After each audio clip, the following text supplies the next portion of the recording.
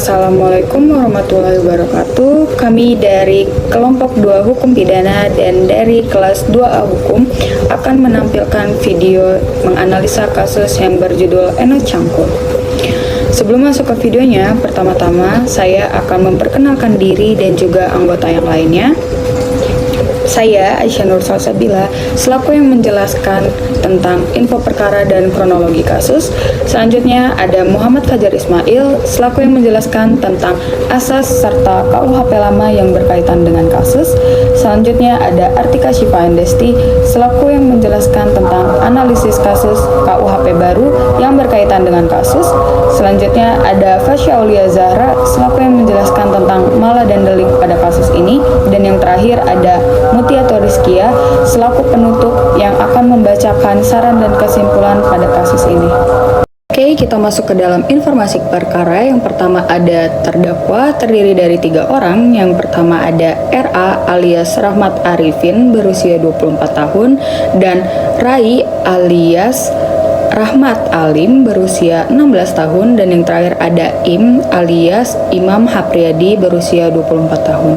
Jadi mereka adalah satu komplotan yang masih berteman juga oleh pelaku dan melancarkan aksinya ya untuk membunuh korban. Yang kedua ada majelis hakim yang memimpin jalannya sidang, yakni ada RA Suharni selaku majelis hakim Peradilan Negeri Tangerang yang juga memimpin jalannya sidang, ditemani juga oleh tim jaksa yang beranggotakan Agus Kurniawan, Erlangga, dan Putri Wiganti. Yang ketiga ada aparatur negara yang menangani kasus ini, yakni ada Ajun Komisaris Besar Sutarno, yakni Kasat Reskrim Polres Metro Tangerang. 4. Ada korban, yakni EF alias Eno Farihah berusia 19 tahun. Eno Farihah dilahirkan pada 6 Oktober 1997 di Kampung Bangkir yang berada di Desa Pangandikan, Kecamatan Lebakwangi, sebagai putri dan anak ketiga dari 7 bersaudara pasangan Arif Fikri dan Mahpudo. Ia bekerja sebagai buruh dan pabrik di PT Polita Global Mandiri yang berada di Kecamatan Kosambi, Kabupaten Tangerang. Oke, kita masuk ke dalam kronologi kasus. 7 tahun lalu, pemerkosaan dan pembunuhan secara sadis menimpa Eno Farihah, 19 tahun, seorang karyawati pabrik di Kabupaten Tangerang, Banten. Eno ditemukan tewas dengan kondisi mengenaskan di dalam kamar mes karyawan Polita Global Mandiri di Jalan Raya Perancis Pergudangan Lapan Dadap, Kecamatan Kosambi. Hari itu, pada Jumat 13 Mei 2016, Eno tidak masuk kerja. Ketiga temannya mencoba menghubungi Eno, namun tidak ada respon sama sekali. Mereka pun mengecek ke kamar Eno dan menemukan kamar itu dalam posisi tergembok dari luar. Karena tak ada kunci candangan, kamar itu pun akhirnya didobrak dengan bantuan karyawan laki-laki. Betapa kagetnya ketiga teman Eno melihat sahabat mereka sudah dalam keadaan tak bernyawa. Mayat Eno ditemukan terbaring tanpa busana dan bersimbah darah dengan gagang cangkul yang masih tertancap di bagian tubuhnya. Penemuan mayat itu langsung dilaporkan ke kepolisian setempat. Bangkai pun tercium. Tak butuh waktu lama bagi polisi untuk menemukan pelaku pemerkosaan dan pembunuhan tersebut. Polisi mengejar para tersangka menggunakan telepon seluler korban yang kebetulan diambil oleh salah satu pelaku. Dan salah satu pelaku tersebut merupakan pacar dari Eno Farihah, yaitu RA berusia 16 tahun, sementara ada 2 pelaku lainnya, yaitu Rahmat Arifin yang berusia 24 tahun dan Imam Hapriyadi berusia 24 tahun. Polisi menyatakan pemerkosaan yang berujung pembunuhan sadis ini bermula saat RA mendatangi kamar Eno Farihah pada Kamis 12 Mei 2016. RA datang ke sana sekitar pukul 10:30 malam. Saat itu, RA dan Eno baru berpacaran sekitar 1 bulan. Di dalam kamar itu, keduanya sempat bercumbu. Perselisihan dimulai saat EF menolak ajakan RA untuk berhubungan badan. Kata Kasat Reskrim Polres Metro Tangerang, Ajun Komisaris Besar Sutarno, Senin 16 Mei 2016, RA mengaku kesal karena ajakannya untuk berhubungan badan ditolak oleh Eno. Keesokan harinya, RA pun menemui dua tersangka lainnya yaitu Rahmat Arifin dan Imam Hapriyadi, lalu mengajak mereka menghampiri Eno Farihah lagi ke kamarnya. Pas tiga tersangka masuk, korban langsung dibekap, diperkosa, lalu dibunuh. Pacul pun jadi alat pembunuhan karena awalnya mereka cari pisau tidak ketemu, dan adanya pacul, tutur Sutarmo, pengakuan para tersangka tentang pemerkosaan cocok dengan bukti yang ditemukan polisi di lapangan, yakni banyaknya sperma di kamar korban. Ketiga tersangka sudah terseret ke meja hijau, namun mendapatkan hukuman yang berbeda-beda. RA yang pertama yang mencetuskan ide untuk memerkosa korban dan mengajak kedua temannya justru mendapatkan lebih ringan. RA divonis terlebih dahulu dengan hukuman 10 tahun penjara oleh Pengadilan Negeri Tangerang pada Juni 2016. Ia dijatuhi hukuman unsur pembunuhan dan dikenakan maksimal anak di bawah umur, yakni setengah ancaman hukuman orang dewasa. Sedangkan ketersangka lainnya, Rahmat Arifin dan Imam Hapriyadi, divonis hukuman mati oleh Majelis Hakim Pengadilan Negeri Tangerang. Arifin dijerat pasal 340 Kitab Undang-Undang Hukum Pidana (KUHP) tentang pembunuhan berencana dan pasal 285 KUHP tentang perkosaan, sedangkan Imam hanya dijerat dengan pasal 340 KUHP.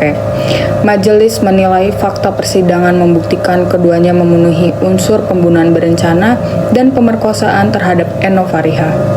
Hakim juga menilai tidak ada hal apapun yang meringankan keduanya selama persidangan berlangsung sejak 2016. Assalamualaikum warahmatullahi wabarakatuh. Saya Muhammad Qadir Ismail. Saya melanjutkan pemateri dari sebelumnya, yaitu Aisyah Nur Salsabila.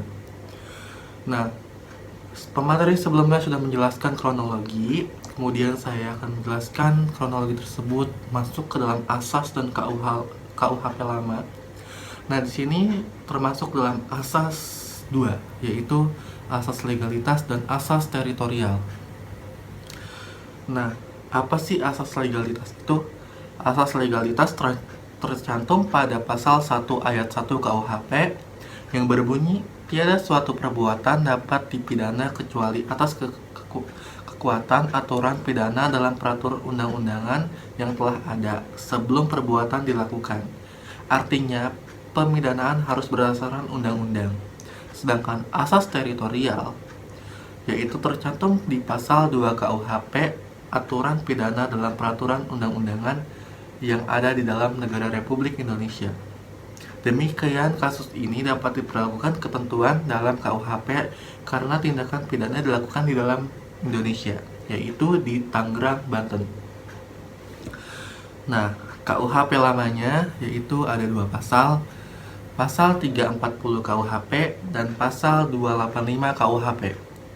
Nah, pasal 340 KUHP yang berbunyi, barang siapa dengan sengaja dan dengan direncanakan terlebih dahulu merampas nyawa orang lain, diancam karena pembunuhan berencana dengan pidana mati atau penjara seumur hidup atau pidana penjara selama waktu tertentu, yaitu minimal 20 tahun penjara. Sedangkan pasal 285 KUHP, barang siapa dengan kekerasan atau ancaman kekerasan memaksa seseorang wanita dengan di luar perkawinan, diancam karena melakukan pemerkosaan dengan pidana penjara paling lama 12 tahun penjara. Oke, sekian dari saya, akan bakal dilanjutin oleh pemateri selanjutnya. Assalamualaikum warahmatullahi wabarakatuh. Saya Artika Syifa Andesti dari kelas 2A Hukum. Saya akan menyampaikan materi yang selanjutnya.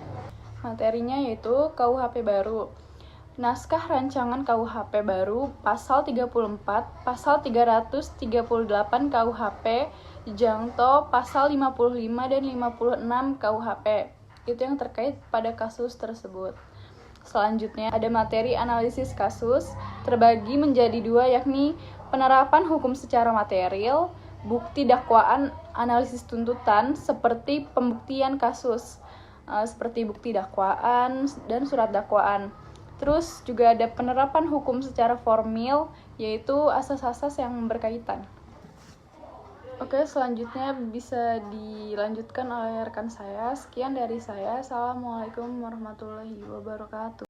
Assalamualaikum warahmatullahi wabarakatuh. Perkenalkan, nama saya Fasya Aulia Zahra. Saya dari kelas 2 Hukum. Saya di sini akan menjelaskan kasus ini termasuk ke dalam mala dan delik, yaitu mala probita, yakni perbuatan manusia yang diaplikasikan sebagai kejahatan apabila telah dirumuskan sebagai kejahatan dalam perundang-undangan.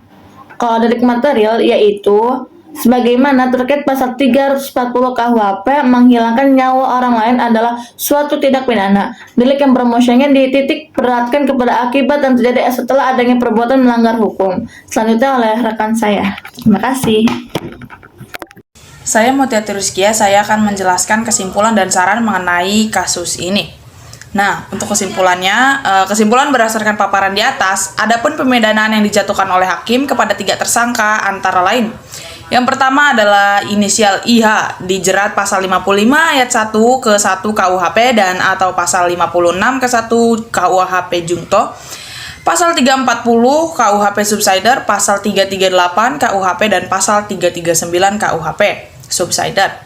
Nah, adapun pasal 351 ayat 3 KUHP dan atau pasal 170 KUHP dan pasal 285 KUHP dengan ancaman maksimal penjara seumur hidup. Nah, yang kedua, inisial RAR disangkakan pasal-pasal 340 KUHP Subsider, pasal 338 KUHP dan pasal 339 KUHP. Dan atau pasal 354 KUHP Subsider, pasal 351 ayat 3 KUHP dan atau pasal 170 KUHP dan pasal 285 KUHP. Nah, yang ketiga, sementara inisial RAL dijerat pasal 55 ayat 1 ke 1 KUHP dan pasal 56 ke 1 KUHP Jungto, pasal 340 KUHP Subsider, pasal 338 KUHP dan pasal 339 KUHP dan pasal 354 KUHP Subsider dan pasal 354 KUHP Subsider, pasal 351 ayat 3 KUHP dan atau pasal 285 KUHP dan atau pasal 170 KUHP. Berikut tadi itu adalah kesimpulannya dan sekarang adalah saran. Nah, saran terkait kasus ini yaitu terkait kewaspadaan dan kehati-hatian harus lebih ditingkatkan lagi karena suatu kejahatan tersebut timbul adanya tanpa melihat waktu dan keadaan sekitar. Selain itu, penggunaan teknologi juga harus dibatasi, karena pada zaman ini teknologi juga bisa disalahgunakan oleh kalangan tertentu dengan tujuan untuk mendukung kejahatan tersebut. Peran orang tua dan pemerintah juga sangat penting dalam membatasi kebebasan seseorang dalam berperilaku di masyarakat. Nah, perlunya kontrol sosial yang akan membatasi perilaku dan tingkah laku seseorang di masyarakat apabila ia melakukan pelanggaran maupun kejahatan di masyarakat agar terciptanya kesejahteraan dan keamanan baik itu bagi masyarakat maupun bagi negara. Nah, sekiranya itu saja yang dapat kelompok kami sampaikan terkait kasus ini dan mohon maaf bila ada kesalahan kata atau kekurangan kata. Kami pamit undur diri. Wassalamualaikum warahmatullahi wabarakatuh.